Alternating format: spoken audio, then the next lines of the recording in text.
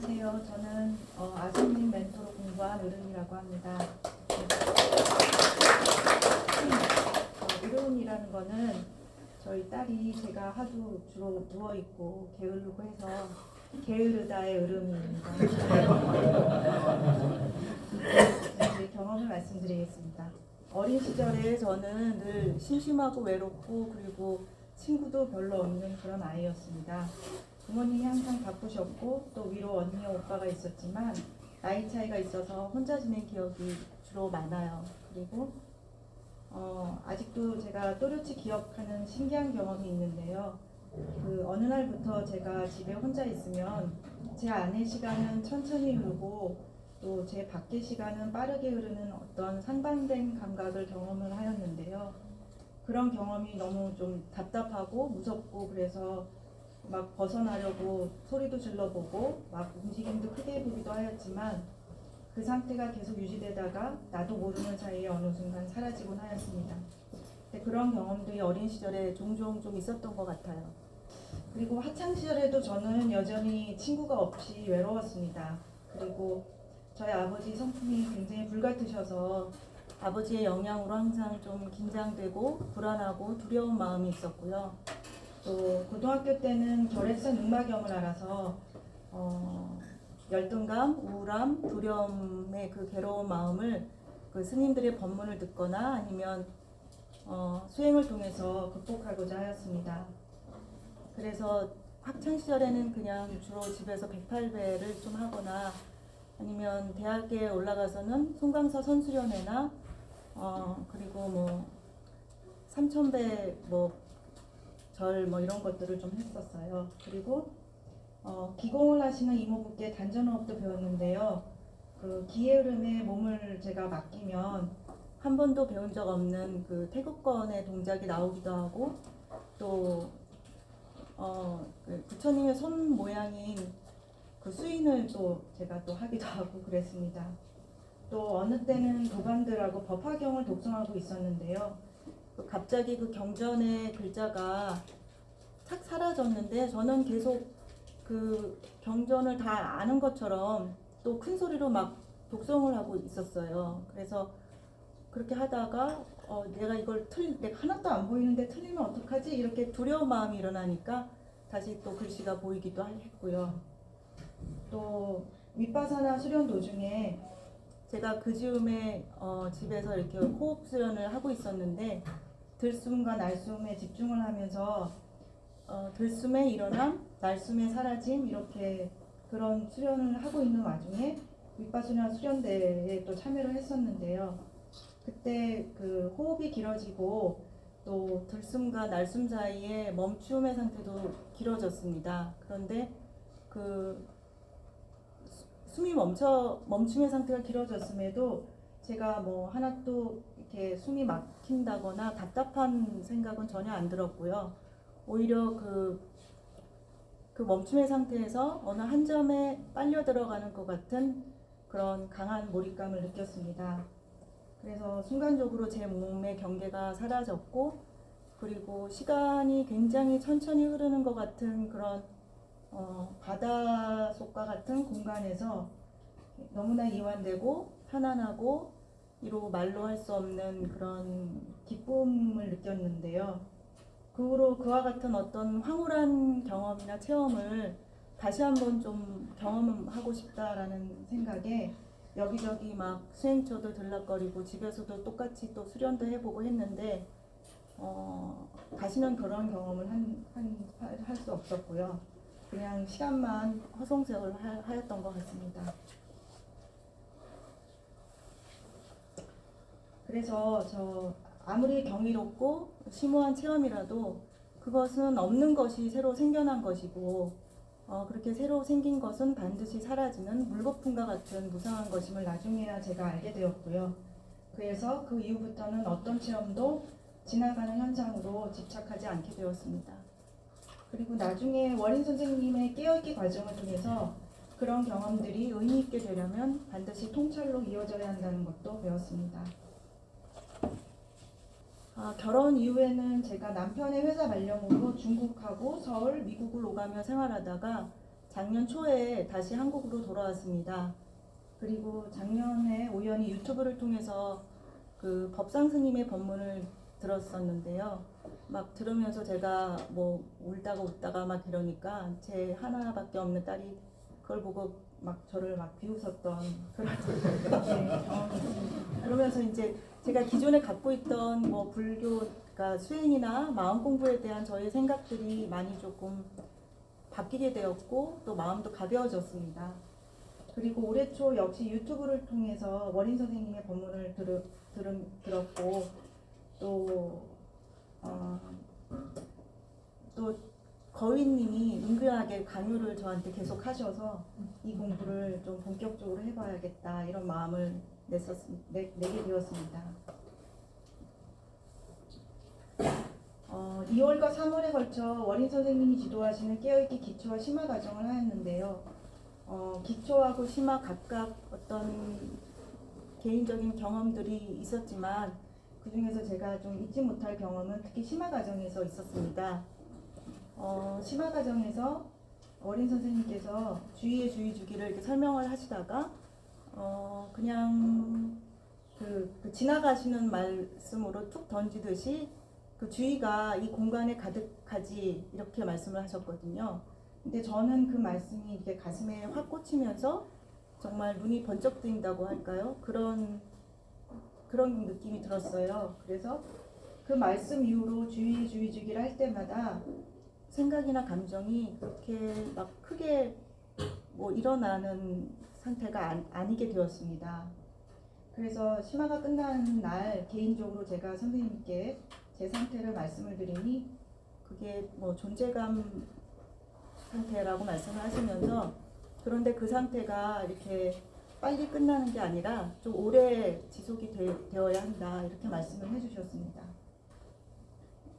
심화가 끝나고 이제 돌아오는 버스 안에서 TV 소리나 사람들의 말소리 그리고 그 밖의 풍경 이런 막 흔들리고 움직이는 어떤 밖의 경계에 제가 전혀 방해받지 않는 그러니까 활짝 시각과 청각적으로는 활짝 끼어 있지만 움직이거나 움직이지 않는 그런 고요함 같은 게 제 내면에서 아주 선명하게 경험이 되었습니다. 처음에는 제가 그 주의의 주의 주기로 시작을 하였는데요. 어느 순간부터는 그 제가 주의의 주의 준다는 생각도 없이 계속 그런 그 성성한 깨어 있는 상태가 집에 오는 내내 계속 경험이 되었던 것 같습니다. 그 이후에 깨어있기 후속 모임의 아손님 지도하에 계속 공부를 해나가고 또 많은 도움을 받고 있는 와중에 평범하지만 잊을 수 없는 일이 경험이 되었습니다.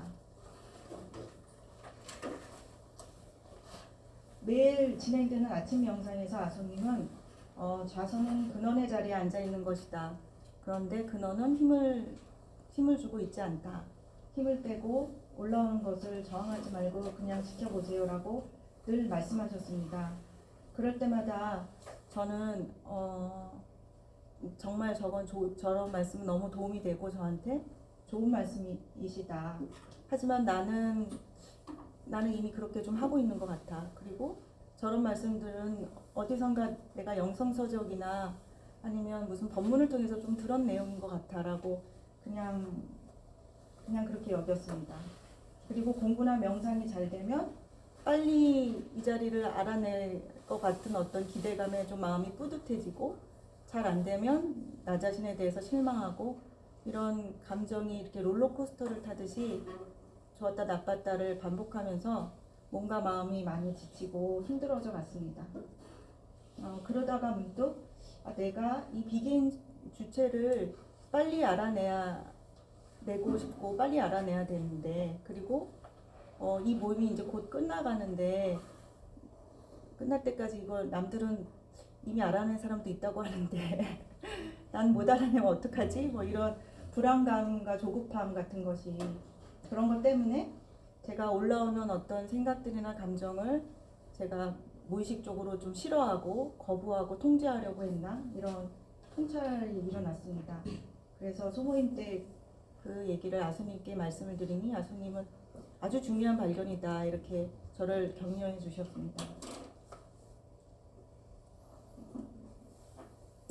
그 이후로 어떤 생각과 감정이 올라와도 괜찮아. 너네들이 그냥 오고 싶으면 오고 가고 싶으면 가고 싶을 때 가라. 이렇게 올라오는 생각과 감정을 싫어하지 않고 친절하게 바라보았습니다.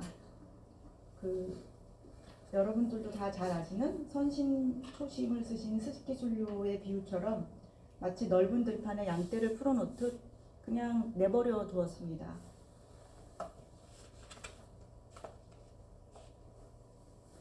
이전에는 명상을 하면 항상 목과 허리가 불편했어요. 의식적으로 힘을 빼도 어느 순간 제 몸에 힘이 들어가져 있었거든요. 그런데 그 후로는 몸에 힘이 빠지고 또 뭘 얻어야 한다는 기대도 없었기 때문에 마음도 가벼워졌습니다. 또 생각이 많던 적던 공부가 잘 되던 안 되던 전혀 마음이 쓰이지 않았습니다.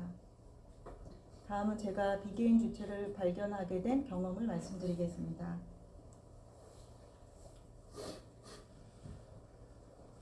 방학을 맞아 저와 정말 껌딱지처럼 딱 붙어있던 대학생 딸아이도 다시 미국으로 돌아가게 되었고요. 또 정말 때마침 남편도 딸아이가 간 바로 그 다음날 미국으로 열흘간 출장을 가게 되었어요. 그래서 저는 너무나 홀가분하게 그 시간 동안 온전히 저 혼자 있을 수 있었습니다. 그 기간 동안 저는 비개인성을 발견하게 해야지라는 어떤 목적이나 의도도 없었고요. 그리고 아침 명상도 참여를 안 했던 것 같아요. 그리고 생각과 감정도 그냥 의도하지 않아도 많이 일어나지 않았고 저절로 조금 쉬워지고 있는 그런 상태였습니다. 그냥 아무 생각 없이 배고파서 밥을 먹었고 밥 먹고 나서 설거지를 했고요. 그리고 집에만 있으면 답답하니까 밖에 나가서 산책을 했고 이런 모든 것이 그냥 저절로 이루어지고 있다는 생각이 들었고요.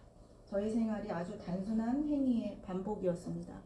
그런데 그 행위 속에 행위만 있었습니다.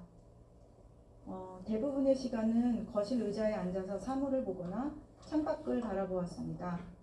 그런데 내 안의 침묵이 밖에도 있다고 느껴졌고요. 그리고 안팎이 같다 이렇게 느껴졌습니다. 나라는 느낌도 보이는 사물처럼 대상으로 느껴졌고, 그리고 나를 포함한 사물들과 그리고 그 사물들을 포함한 공간이 모두 같은 재료로 이루어졌다 이렇게 느껴졌습니다. 모양은 제각각이지만 이 모양으로 드러난 모든 것은 모양이 없는 드러나지 않은 이것의 드러남, 나툼이었습니다. 그리고 모든 것이 다 좀 연결되어져 있다 이렇게도 느꼈었고요. 그리고 이것은 새로 생겨난 것이 아니라 본래부터 있던 것이었고 늘 있던 것이었으며, 또 이것 안에서 어떤 일이 발생을 해도 이거는 영향을 받지 않겠구나, 그리고 이거는 전혀 관계가 없겠구나, 아무 상관이 없겠다라는 어떤 안도감 이런 것도 좀 느껴졌습니다. 아소님께 저의 경험을 말씀드리고 하루 이틀 후에 원인 선생님의 전화를 받았습니다. 그런데 선생님은 모든 것이 이미 깨달아져 있음을 깨닫는 것이다. 그리고 매 순간 각오로 있다는 것을 각하는 것이고, 이것이 잘못 알미 되지 않도록, 즉 이미지나 과거가 되지 않도록 제 자리를 잡아가야 한다 이렇게 말씀을 하셨습니다. 그리고 희노애락을 없앨 필요가 없으며 희노애락이 바로 이것의 증거가 되게 해야 한다. 이것이 늘 현재진행형으로 틈없이 즉각적으로 각이 되어야 한다 이렇게 말씀을 해주셨습니다.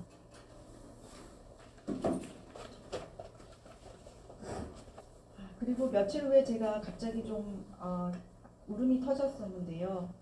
제가 태어나서 그렇게 소리내서 펑펑 울었던 적도 잘 없었던 것 같습니다. 처음에는 너 참 애썼다, 애쓰면서 살았다 이렇게 저에 대한 연민의 눈물로 시작을 했었는데요. 그게 점점 감사함의 눈물로 바뀌었던 것 같습니다. 제가 태어나서 지금까지 정말 수많은 인연들의 도움이 있었고요. 그런 수많은 시전 인연들의 아니었다면 지금의 아마 이 자리가 드러나지 않았을 것입니다. 저 크리슈 나무르티라고 여러분들 잘 아시는 그분께서 이렇게 얘기를 하셨다고 하는데요. 바람을 우리한테 불어오게 할 수는 없다. 우리가 할 수 있는 일은 바람이 불어올 때 그걸 맞이하기 위해서 창문을 이렇게 열어두고 기다리는 일밖에 없다. 이렇게 말씀을 하셨대요. 그래서 저는 이제 창문을 여는 어떤 작은 노력을 했는데 바람이 불어오는 어떤 시절 인연을 만난 것에 정말로 굉장히 지극히 감사한 마음이었습니다. 어린 시절 저는 어머니 따라서 불교에 이렇게 귀의한 이후에 지금까지 항상 기쁨과 괴로움에 계속 이리저리 흔들리며 그렇게 살아왔습니다.